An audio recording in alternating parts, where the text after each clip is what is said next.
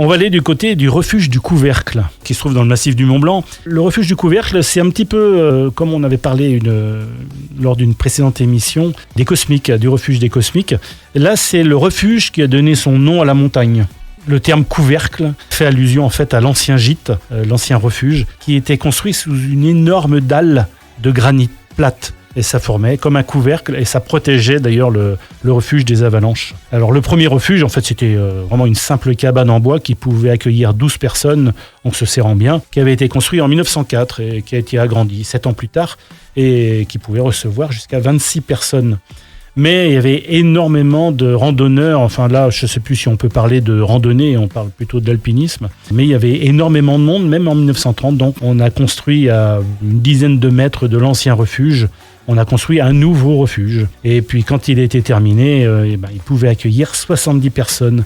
Et 20 ans plus tard, c'était déjà trop petit, donc on a fait encore un nouvel agrandissement, et puis... En 1997, on a ajouté même un escalier de secours, sécurité oblige. Et donc maintenant, c'est un refuge qui peut accueillir 120 personnes.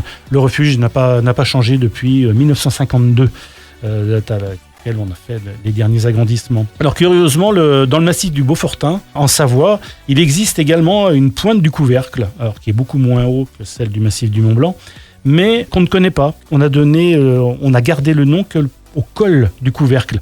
Mais la pointe du Couvercle existe, mais elle n'est pas mentionnée sur les cartes IGN. Donc le nom a apparemment été donné par le chalet du Couvercle, qui se trouve à côté, mais bon, dont on a oublié toute l'histoire.